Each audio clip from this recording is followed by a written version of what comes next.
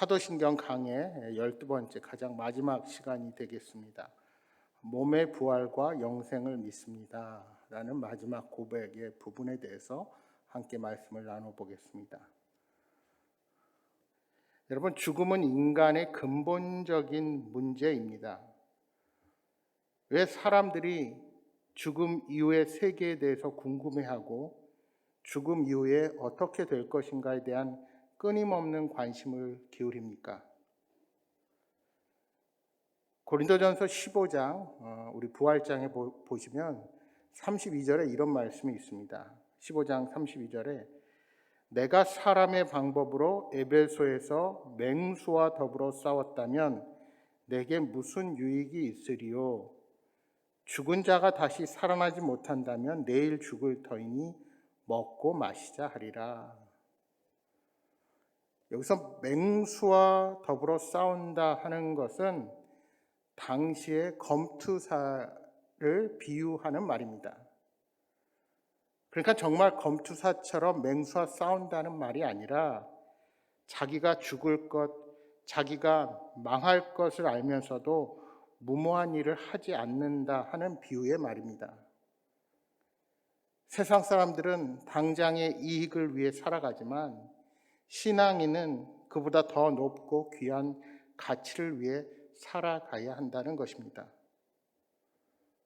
따라서 우리는 당장 내일이 없을 것처럼 쾌락을 위해 당장의 이익을 위해 모든 일을 행해서는 안 된다는 것입니다.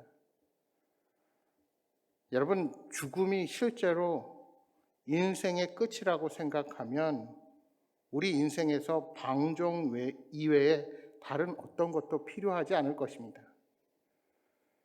그러나 대부분의 사람들이 쾌락을 즐기고 방종의 삶을 살다가도 죽음 이후에 무엇이 있을 것이다 라는 막연한 생각을 하게 됩니다.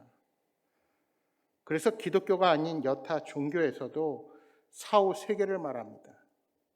또 불교에서는 다른 삶, 윤회를 말합니다. 극락과 지옥과 천국을 생각하는 이유도 결국은 인간의 죽음 이후에 뭔가 세계가 있을 것이다 라는 생각을 가지고 사람들이 살아가기 때문입니다. 그런 생각을 하지 않는다면 인간은 방종, 쾌락, 오늘 하루 사는 데만 온전히 관심을 기울이며 살아갈 수밖에 없을 것입니다. 여러분, 그래서 죽음을 다루지 않는 철학이나 종교는 사실 우리에게 아무 쓸모가 없습니다. 여러분, 기독교는 이러한 죽음을 다루는 데 있어서 단연 돋보이는 종교라 할 수 있습니다. 여러분, 왜 그렇습니까? 우리는 날마다 종말론적인 삶을 살아갑니다. 우리 예수님께서 언제 오실지 모르기에 오늘 주어진 나의 삶이 마지막이 될 수 있다는 각오로 우리는 하루하루의 삶이 내 삶의 마지막인 것처럼 살아가는 태도를 가져야 하는 것입니다. 더욱 중요한 사실은 세계의 여러 종교들과 이념 중에서 기독교만이 이 죽음을 정복했다는 것입니다. 기독교 신앙은 예수님의 육체가 무덤에서 다시 살아나 지금 하늘에서 영원히 사신다는 사실을 믿고 소망하는 종교입니다. 이 소망은 예수 그리스도께서 다시 이 땅에 오시는 그날 인류의 역사가 끝나고 이 세계가 끝나는 때에 이루어지게 될 것입니다. 그래서 우리는 그날을 소망하며 이 땅을 살아가는 자들입니다. 오늘 우리가 읽은 빌립보서 3장 20절 21절의 말씀은 그것을 이야기하고 있습니다. 그러나 우리의 시민권은 하늘에 있는지라 거기로부터 구원하는 자 곧 주 예수 그리스도를 기다리노니 그는 만물을 자기에게 복종하게 하실 수 있는 자의 역사로 우리의 낮은 몸을 자기 영광의 몸의 형체와 같이 변하게 하시리라. 여기 20절에서 그러나라는 접속사로 시작하는 것은 이전 절에서 땅의 것만을 바라보고 살아가는 그리스도의 십자가의 원수들을 언급하고 있기 때문입니다.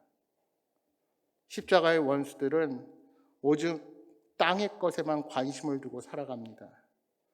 돈과 명예와 권력과 쾌락을 쫓아 미래가 없는 것처럼 죽음 이후에 세계가 없는 것처럼 그렇게 자기 마음대로, 이심대로, 욕심대로 살아가는 것입니다. 여러분, 부활이 중요한 이유가 무엇입니까? 그것은 이 땅에서의 삶이 우리에게 끝이 아니기 때문입니다. 바울은 빌립보 성도들의 시민권이 하늘에 있다고 선언합니다. 그리스도인들의 영원한 본향, 우리가 가야 할 최종 목적지, 그 마지막에 가야 할 종착지는 바로 하늘나라입니다. 우리 주님께서 이 땅에 다시 오시는 그날, 주님의 권능으로 죽은 자들이 무덤에서 일어나고 살아있는 자의 몸이 부활의 몸, 즉 예수 그리스도의 영광의 몸과 같은 모양으로 순식간에 변화하게 될 것을 바울 사도는 말씀하고 있는 것입니다. 그리하여 우리의 영과 육이 온전히 변하여 천국에서 영원히 주님과 함께 영생을 누리게 된다는 것입니다. 우리가 그동안 사도신경 강해를 진행하면서도 누누이 말했듯이 모든 인간은 아담의 범죄 이후에 죄인으로 태어나서 죄를 짓습니다. 그래서 아담 때부터 그리고 그의 후손인 우리 모두는 다 죽을 수밖에 없는 존재입니다. 그 죽음의 원인은 바로 죄이고 죽음의 결과는 하나님과의 완전한 결별입니다. 그러나 그 문제를 우리 예수님께서 해결하셨습니다. 우리 예수님의 성육신, 주님께서 인간의 몸을 입고 이 땅에 오시는 것이 중요한 것은 십자가 위에서 우리의 모든 죄를 지시고 돌아가신 것뿐만이 아니라 다시 부활하셨다는 데 있습니다.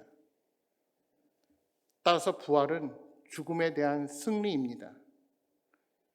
죄 때문에 죽어야 하는 인간이 다시 죽지 않는 몸으로 그렇게 부활한다면 이는 죽음이라는 형벌이 끝났다는 것을 의미합니다. 그래서 우리는 죽음을 극복한 자가 되는 것입니다. 우리의 죄 때문에 하나님과 영원히 결별할 수밖에 없는 존재가 예수님 때문에 영원히 함께 할 수 있는 존재로 변화하게 되는 것입니다. 이것이 바로 오늘 저와 여러분에게 주어진 놀라운 특권입니다. 하지만 사도신경은 단순히 우리 몸이 다시 산다고만 말하고 있지 않습니다. 여러분, 우리말로 몸 또는 육체, 육신 혹은 간단하게 우리가 한자를 써서 육이라고 그렇게 말을 하지만 사도신경의 원래 언어인 라틴어나 헬라어는 그 의미가 조금 다릅니다. 헬라어로 된 신약 성경에는 육체, 육신 등은 단순한 사람의 몸 이상의 의미일 때가 많습니다. 그것은 하나님을 대항하는 성향을 지닌 몸입니다.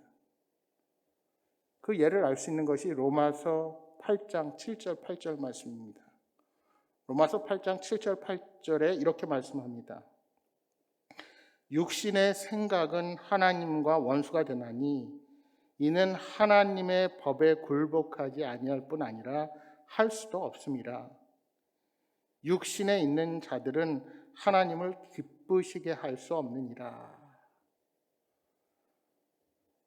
하나님의 율법에 순종하지 않고 순종할 수도 없는 육신, 그 안에 있으면 하나님이 기뻐할 어떤 행동도 생각도 못하게 됩니다. 이것이 죄에 빠진 우리의 몸을 의미합니다. 여러분, 갈라디아서 5장 17절에 이렇게 말씀합니다. 육체의 소욕은 성령을 거스리고 성령은 육체를 거스리나니 이 둘이 서로 대적함으로 너희가 원하는 것을 하지 못하게 하려 함이라. 우리의 육신이 성령을 거스른다 이렇게 말씀합니다. 바로 이 갈라디아서 5장 17절 이 구절 이후에 우리가 잘 아는 성령의 열매가 열거되어 있습니다. 따라서 사도신경은 단순히 몸의 부활이 아닌 하나님을 대항하는 육체의 부활을 고백합니다. 하나님이 기뻐하시는 그 어떤 일도 스스로 할 수 없는 그런 우리의 못난 육신이 주님께서 재림하실 때 부활합니다. 다르게 말하면 하나님을 사랑할 수 없는 우리의 몸을 주께서 살리시면서 이제는 주님을 사랑할 수 있는 몸으로 부활시킨다는 고백을 이 사도신경에 담고 있는 것입니다. 성령님과 원수였던 우리를 이제는 성령님을 통해 죄사함을 받고 마침내는 성령님께서 우리를 다시 살리십니다.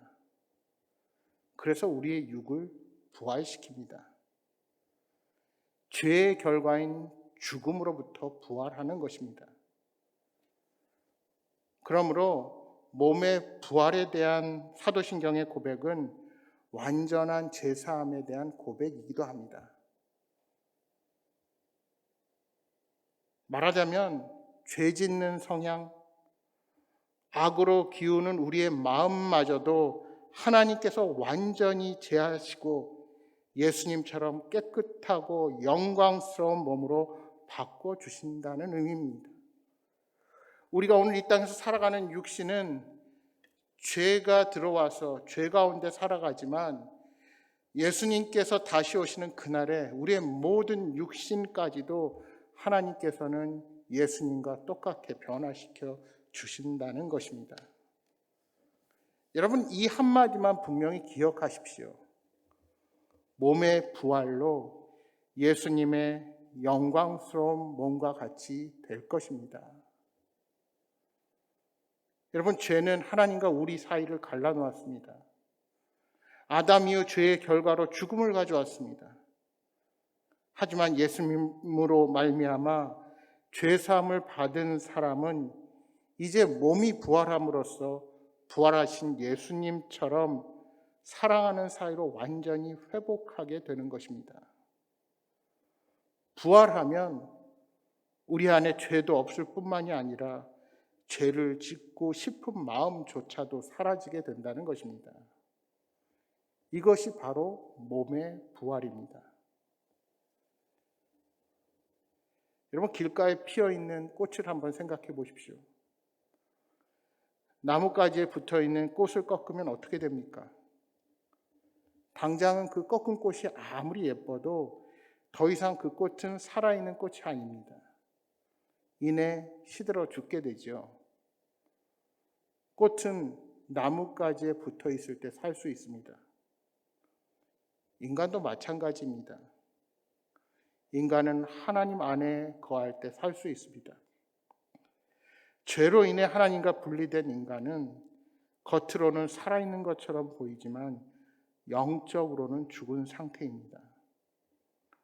따라서 우리의 몸이 죽는다는 것은 영과 육체가 분리된다는 것을 의미합니다. 죽으면 우리의 육체는 이 땅에 그대로 남아있지만 영혼은 이 땅에 남아있지 않습니다. 구원받은 성도의 영혼은 천국으로 가고 구원받지 못한 사람의 영혼은 지옥으로 가게 됩니다. 그렇게 생각해 보면 성도의 죽음은 진정한 의미에서 끝이 아니라 새로운 시작입니다. 그토록 소망했던 하늘나라에 갑니다. 천국에서 하나님과 함께 거하게 됩니다. 그래서 세상 사람들은 죽음 후의 예식을 장례식이라고 말하지만 이 장례식을 영결식, 영원히 결별한다고 말하지만 우리 믿는 자들은 천국 환송 예식이라고 부르는 것입니다. 또한 우리의 육신은 이 땅에서 썩어 없어지는 것으로 끝나지 않고 부활합니다. 언제인지 모르지만 예수님이 이 땅에 재림하실 때 흙으로 돌아간 육체가 부활하여 영혼과 다시 결합하게 됩니다. 육체와 영혼을 가진 완전한 인간으로 다시 살게 된다는 것입니다. 그렇다면 우리가 얻게 될 부활의 몸은 어떨까요? 바로 지금의 육체와는 다를 것입니다. 아마도 연속성과 불연속성이 함께 존재할 것입니다. 원래 몸의 정체성은 그대로 가지고 있습니다. 하지만 원래 몸과 같은 몸이 아니라 더 이상 죽지 않고 썩지도 않고 완전히 죄가 사해진 신령한 몸, 영광스러운 몸을 얻게 되는 것입니다. 이것을 모델로 보여주신 분이 바로 우리 예수님이십니다. 예수님께서 십자가에서 죽으시고 3일 만에 다시 사셔서 부활의 첫 열매가 되셨습니다. 우리도 예수님의 부활을 보면서 영광스럽게 부활하게 될 것을 소망하게 됩니다. 그 부활의 몸을 입고 우리는 영원한 생명으로 들어가는 겁니다. 여러분, 여기에 제 또래 정도 되신 분, 또 저보다 조금 연세가 낮으신 분들은 아마 은하철도 999라는 만화 영화, 애니메이션을 기억하실 것입니다. 다 아실 것 같아요. 노래는 들어보셨을 것 같아요. 기차가 어둠을 헤치고 은하수를 건너면 우주 정거장에 햇빛이 쏟아지네. 우리 홍현이 알아요? 홍현이도 알면 다 알 것 같습니다. 어릴 적에 이 주제가를 한두 번은 다 들어보셨을 것입니다. 그리고 만화 영화도 보셨을 것입니다. 주인공 철이와 메텔이 은하철도 999를 타고 우주를 여행하는 이야기죠. 왜 철이가 이 기차를 타고 우주를 여행할까요? 이 여행의 목적지는 인간의 몸을 기계의 몸으로 바꾸어 영원히 살게 해주는 행성입니다. 그러니까 이때만 해도 지금처럼 무슨 바이오 이런 과학이 없었기 때문에 기계로 만들면 영원히 산다 이렇게 생각하고 설정을 했던 것 같습니다.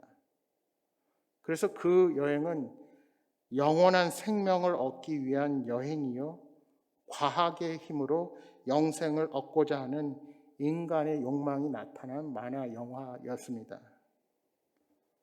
여러분, 영원한 생명, 즉 영생을 향한 인간의 욕망은 예전부터 지금까지 계속되고 있습니다.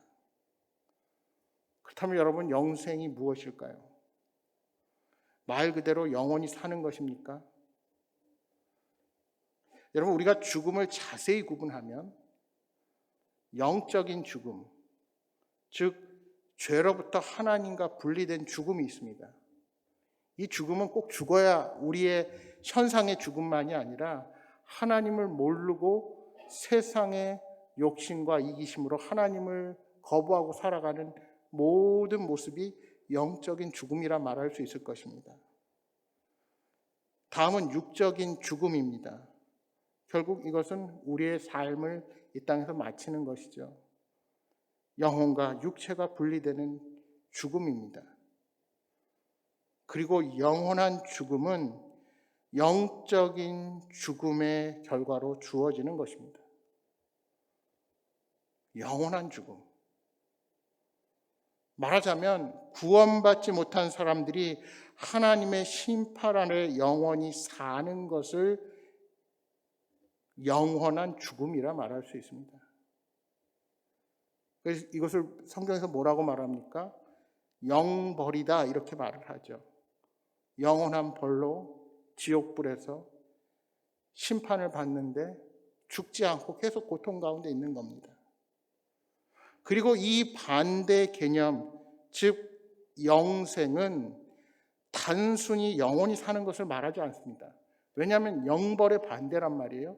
영벌도 사는 거고 우리 기독교가 말하는 영생도 사는 거예요.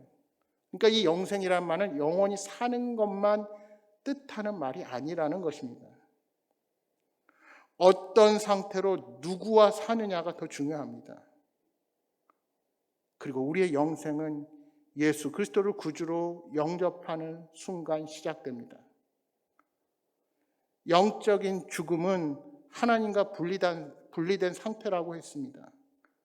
그런데 예수님을 믿는 순간 이 관계가 회복되어서 영적인 죽음에서 벗어나서 새로운 생명을 얻게 되는 것입니다. 그래서 우리는 예수 그리스도를 구주로 고백하는 순간 영생을 얻는 자가 된 것입니다. 우리가 명심해야 할 것은, 그런데 이 영생이라는 말, 영생이 우리 믿는 사람들의 말만이 아니라는 것입니다. 우리가 성경에서 우리가 말할 때 영생은 바로 그런 의미입니다. 그런데 그 영생을 예수를 믿지 않는 사람들도 생각한다는 것입니다. 예수를 믿지 않아도 세상에는 죽음 이후의 세상, 혹은 죽음 이후에 우리의 존재가 영원하다는 것을 믿는 여러 신앙이 존재하고 있습니다. 따라서 우리의 관심이 어떻게 하면 영생에 이를 수 있는지에 대해서만 생각한다면 그것은 바른 신앙의 눈으로 보는 영생이 아닌 것입니다. 그래서 우리는 그걸 구분할 수 있어야 합니다. 요한복음 17장 3절에 이렇게 말씀합니다. 한번 찾아볼까요? 요한복음 17장 3절.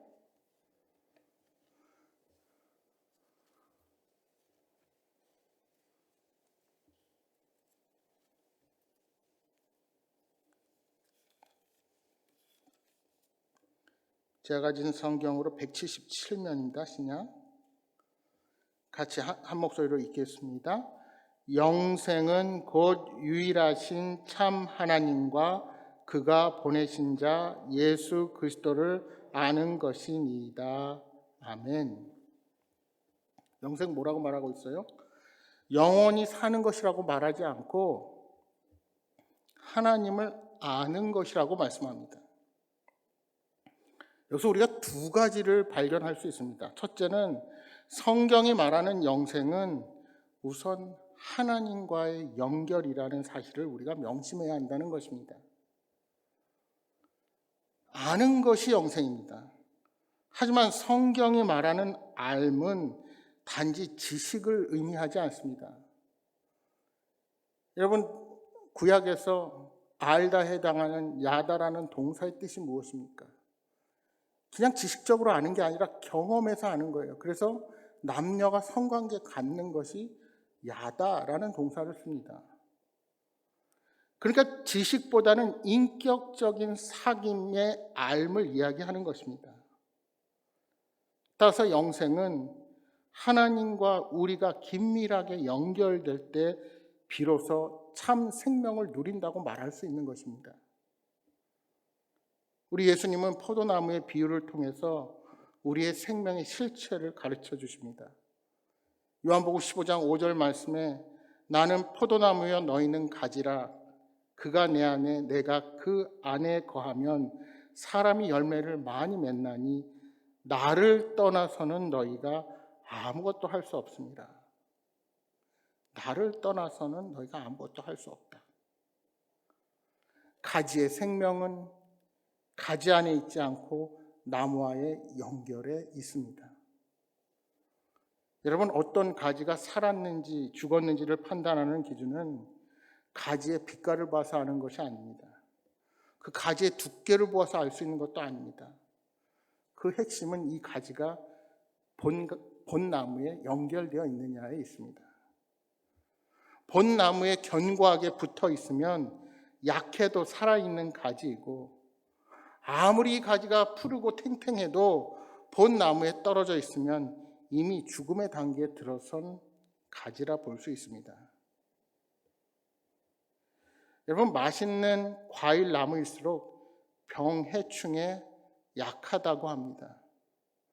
그래서 이럴 경우에 아래쪽 줄기는 이런 병해에 강한 수종을 심고 그 위에다가 맛있는 과일 나무를 접붙인다고 합니다. 그렇게 하면 맛도 좋고 병에도 강한 묘목이 생산되고 그 나무를 심었을 때 맛있는 과일이 열리게 됩니다. 하지만 문제는 이 나뭇가지를 접붙이는 과정이 생각처럼 쉽지 않다는 데 있습니다.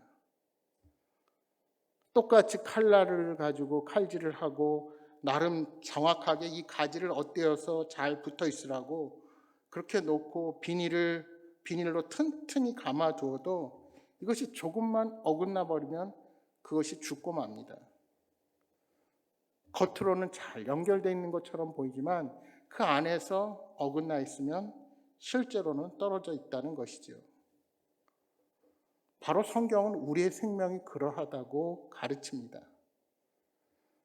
생명의 근원이신 하나님께 긴밀히 연결되어 있을 때 비로소 우리도 참된 생명을 누리게 됩니다. 두 번째로 생각해야 할 것은 성경의 영생은 다른 영생을 거부한다는 사실입니다. 무슨 말입니까? 아까 제가 말씀드린 것처럼 영생은 하나가 아니라 둘이라는 겁니다. 사람에게 참 행복과 기쁨을 주는 참된 영생이 있는 반면에 사람에게 오히려 재앙이 되는 가짜 영생이 있습니다. 여러분 창세기 3장 말씀해 보시면 아담과 하와의 타락 사건 직후에 하나님께서 이렇게 말씀하십니다. 창세기 3장 22절 말씀에 이렇게 말씀하세요. 여호와 하나님이 이르시되 보라 이 사람이 선악을 아는 일에 우리 중 하나같이 되었으니 그가 그의 손을 들어 생명나무 열매도 따먹고 영생할까 하노라. 생명나무 열매도 따먹고 영생할까 하노라. 이 마지막 말이 좀 묘하지요? 타락한 인간이 혹시 생명나무의 열매를 따먹고 영생하지 않을까 하나님께서 염려하십니다. 결국 어떻게 하십니까? 하나님께서 아담과 하와를 에덴 동산에서 쫓아내시고 에덴 동산 동쪽에 그룹들과 두루 도는 불칼을 두어 생명나무의 길을 지키게 하십니다. 그렇다면 우리 하나님께서 막으려고 하신 영생이 무엇일까요?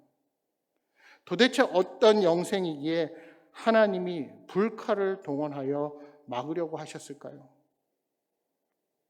이것은 하나님과 연결되는 영원한 삶이 아니기 때문입니다. 하나님과의 단절된 상태에서 가져오는 영원한 지속이기 때문입니다. 그것이 바로 아까 제가 말씀드린 영벌입니다. 존재는 지속되지만 참된 행복의 근원이신 하나님과 단절되어 있기 때문에 하나님의 심판 아래 영원히 살게 되는 것입니다. 하나님은 이것만은 막아야 되겠다는 판단을 하시고 나서 생명나무에 이르는 길을 차단하신 것입니다. 그러니까 타락한 아담의 가정을 지키시기 위해서 하신 일입니다. 여러분, 인간은 예로부터 불로 장생을 위해서 온갖 힘과 노력을 기울였습니다. 과학의 발달로 인간의 수명도 많이 연장되었습니다. 그런데 그 생명의 영장보다 더 중요한 것은 우리가 누구와 연결되어 있느냐 하는 것입니다. 우리가 숨쉬고 살아있는 자리에 기쁨과 평안이 넘치지 않고 소망도 없고 절망만 가득하다면 우리의 생명이 과연 어떤 의미가 있을까요? 그래서 어르신들 중에는 삶의 마지막을 위해서 기도하시는 분들이 많이 계십니다. 여러분, 우리의 시작이, 우리의 탄생이 우리 부모님과 우리 사랑하는 사람들에게 기쁨이 되었듯이 마지막도 괴롭지 않고 모두에게 의미 있는 시간이 되기를 바라며 마지막을 준비하시는 겁니다. 제가 예전에도 한번 말씀드린 것 같은데, 제가 처음 전임을 하던 교회에 은퇴하신 권사님 한 분이 계셨습니다. 이 권사님 기관지가 안 좋으셔서 늘 기침을 하시면서도 늘 예배 시간에 맨 앞쪽에 앉아 계신 자리가 있어요. 그리고 거기서 얼마나 소리 높여 찬양하고 아멘으로 화답하는지, 그 권사님의 예배 드리는 모습을 보면 제가 얼마나 은혜가 되는지 몰랐습니다. 아드님이 늘 그랬어요. 엄마 그렇게 기침 많이 하는데 좀 딴 데 앉으시면 안 돼요? 그래도 아랑곳하지 않고 늘 앉으시는 자리가 있었어요. 근데 그 권사님께 기도 제목을 여쭈어보면 한결같이 하시는 말씀이 있었습니다. 하나님이 딱 사흘만 아프고 데려가셨으면 하는 것입니다. 내가 아파서 누우면 자식들을 불러서 다음날 모두 함께 얼굴 보고, 사랑하는 사람들 얼굴 한번 보고 다 기뻐하고 그렇게 하루를 지내고, 그리고 나서 하나님의 부름을 받고 싶다는 것이 권사님의 기도 제목이었어요. 늘 기도 제목을 그걸 내시는 거예요. 아무도 고생시키지 않고 그렇게 하다 가면 얼마나 좋을까 하는 게 이 권사님이셨습니다. 그리고 그 기도 제목처럼 하나님께서 가족이 모두 보는 앞에서 임종을 맞이하게 하셨습니다. 여러분, 우리 존재의 지속이 마냥 행복한 것은 아닙니다. 존재의 질과 행복이 전제되지 않으면 오히려 우리들의 육신의 존재의 지속이 고통이 될 수도 있을 것입니다. 그런 의미에서 성경은 영생을 이야기할 때 단지 시간적인 영혼에만 주목하지 않는다는 것입니다. 인간의 행복의 근원이신 하나님과의 연결을 이야기하고 그분과의 친밀한 사귐이 우리의 영생에 가장 중요하다는 것을 가르쳐 주십니다.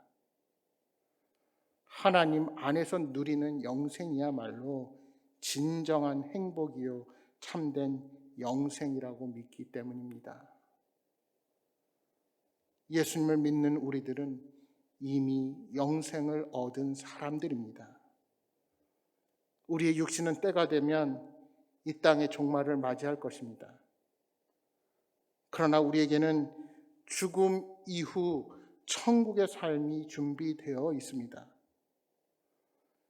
우리의 육신은 예수님이 재림하시면 부활의 몸으로 새 하늘과 새 땅에서 하나님과 영원토록 행복하게 살게 될 것입니다. 그 자세한 이야기, 장차 누릴 삶에 대해서는 성경의 마지막 책 요한계시록에 자세히 묘사되어 있습니다. 이렇게 사도신경은 영생을 믿는다는 고백으로 마무리됩니다. 이제 사도신경을 다시 한번 정리하겠습니다.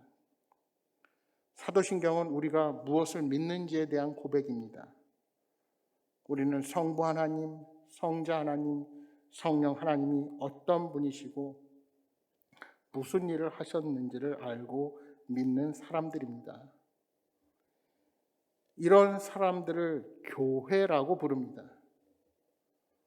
교회인 성도는 우리 죄가 용서받았다는 사실을 알고 부활하여 하나님과 함께 사는 영원한 삶을 소망하는 사람들입니다. 이 사도신경의 고백이 진실한 여러분들의 고백이 되고 날마다 여러분의 신앙이 소망 안에서 든든하게 자라가기를 주님의 이름으로 축복합니다.